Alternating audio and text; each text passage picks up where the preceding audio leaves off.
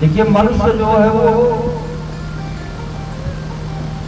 3 प्रकार से दुख पाता है। 3 तरह से हमें दुख मिलता है। एक काल के चलते दुखी होते हैं, दूसरा कर्म के चलते दुखी होते हैं, और तीसरा स्वभाव से दुखी होते हैं। काल से दुखी होने का तात्पर्य है गर्मी आ गई, बहुत पसीना हो रहा है, बड़ी गर्मी लग रही है, समय बड़ा अनुकूल है, तो पंखा लगा लिया, एसी लगवा लिया, तो उससे हमें राहत। तो कहा जो काल के चलते दुख होता है उसका उपाय है,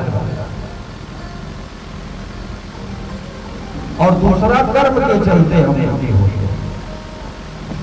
हमने चोरी किया तो पुलिस हमको बंद कर, सजा हो गई, जेल काट रहे हैं, कष्ट भोग रहे हैं, दुख भोग रहे हैं, तो कर्म के चलते हम दुखी हो गए।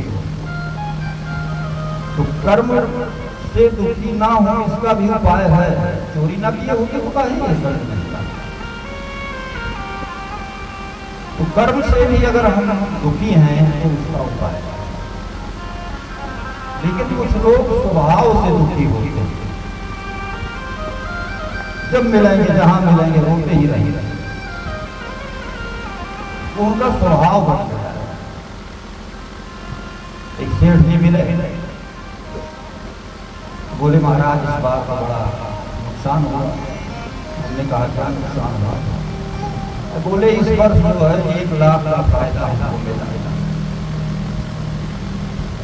तो हमने कहा कि नुकसान तो नहीं हुआ? नहीं, नुकसान तो नहीं हुआ, लेकिन पिछली बार 2 लाख का फायदा। तो हमने कहा कि चलो ठीक है, 2 नहीं मिला, 1 मिला, फायदा तो हुआ है, नुकसान तो हुआ। कहा कि नुकसान तो नहीं हुआ, लेकिन पिछली बार 2 लाख मिला।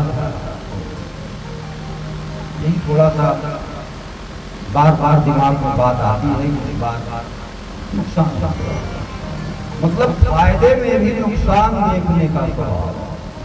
वह तो फायदा है लेकिन फिर भी नुकसान ही दिख रहा है। तो कहा कि जो स्वभाव से दुखी होते हैं उनका कोई उपाय नहीं।